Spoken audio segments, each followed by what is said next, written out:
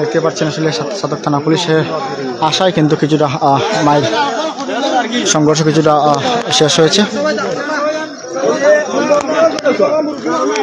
দর্শক, আমরা এই মুহূর্তে সাতকের মণিগাতি গ্রামে আছি। মণিগাতি এবং দোরাপাড়া পক্ষের সংঘর্ষে আসলে সদর থানা পুলিশ শফিকুল ইসলাম উনি ওনার টিম নিয়ে আসায় কিন্তু কিছুটা মায়ের এই মুহূর্তে কিন্তু বন্ধ হয়েছে। তো আমরা ঘটনা একটা মুরগির চুরির ঘটনা নিয়ে তারা আপনার কালকে ওইটা নিয়ে বিচার সালিশ হয়েছে। বিচার সালিশ হওয়ার পরে একটা পরিমাণ দেখেন ইট পাটকেল আছে, সেগুলো অবশ্যই দেখতে পাচ্ছেন।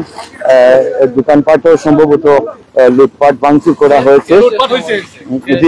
আপনার নামটা বলেন। আমার নাম সাদিক। এই দোকান কি খাট? আমার নাম সাদিক, আমার গ্রাম দোরাপাড়া। কিন্তু আমি যা ঝামেলা তো নাই, আমার দোকান লাগাই আমি বন্ধ করে আমি বাড়ি যাওয়ার পথে এই অবস্থা করিয়া গুন্ডা ফাটি আইয়া এই আমার দোকানটা ভাঙচুর করিয়া আমার টাকা পয়সা নিছে। বরং আমার মাল ওই দেখেন মাল হল সব নষ্ট হয়েছে। বরং সব মাল আগুনে হয়েছে। আমার পেঁয়াজের বস্তা ছিল, আবার আলুর বস্তা ছিল, ওই দেখেন আলু, ওই দেখেন পেঁয়াজের বস্তা, এই আবার কাঁচামালের সবজির দোকানও ছিল, চিনির বস্তা, এরপরে তেল আছিল, সব দুধের বস্তা সহ লাগাইয়া।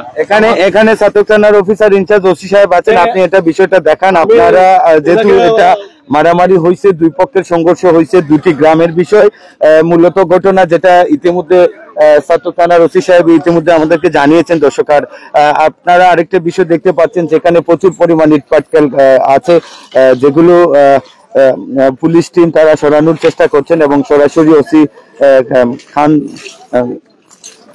শফিকুল ইসলাম খান তিনি নিজেও পরিষ্কারে আছেন, অর্থাৎ চেষ্টা করছেন যেটা একটা সড়ক, যাতায়াত সড়ক, এখানে যাতে জনভোগান্তি না হয়।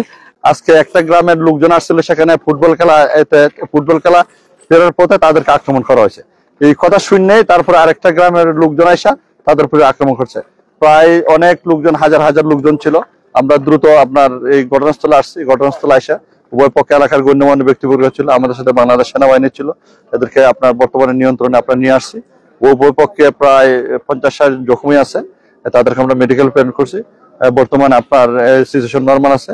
তারপর আপনার তাদের সাথে কথা হয়েছে, এলাকার গণ্যমান্য ব্যক্তিবর্গের সাথে কথা হয়েছে।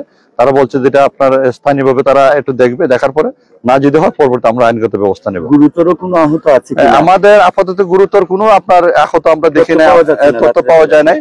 আমরা যতটুকু আমরা জানছি আপনার এই আপনার নরমাল আপনার আহত আছে। তারপরে আসলে এটা এইভাবে যদি মানুষের আইন শৃঙ্খলা অবনতি ঘটে, আইন শৃঙ্খলা তারা কথা কাজ শুনে না, আমাদের আসার পর আমাদেরকে তখন এটা আসলে একটা দুর্ভাগ্যজনক।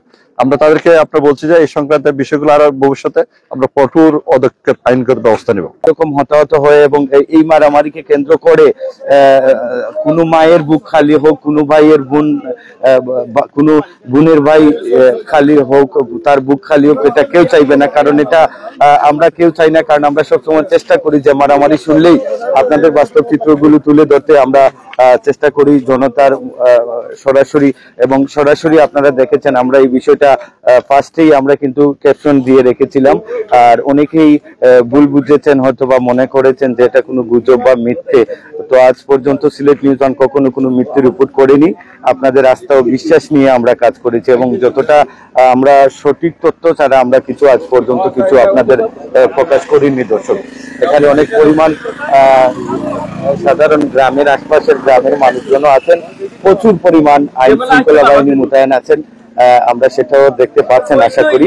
এখানে অনেক মানুষজন আছেন, আমরা পাশাপাশি গ্রাম থেকে অনেকজন আসছেন, আমরা একটু জানার চেষ্টা করবো। আইন শৃঙ্খলা বাহিনী সবাই আছেন।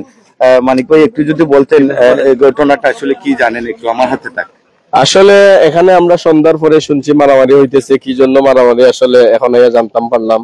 মুরগ দুটি চুরি নিয়ে মারামারি হইতেছে। এখানে সেনাবাহিনী, পুলিশ প্রশাসন সহ এসে এখন অবস্থা শান্ত আছে।